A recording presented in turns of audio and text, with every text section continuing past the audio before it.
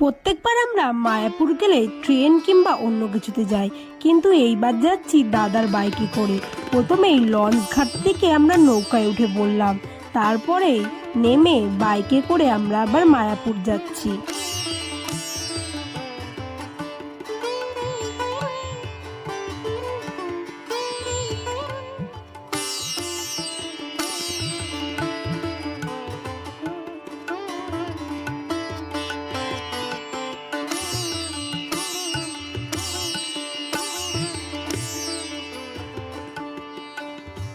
মায়াপুরের সামনে আমরা চলেই এসেছি।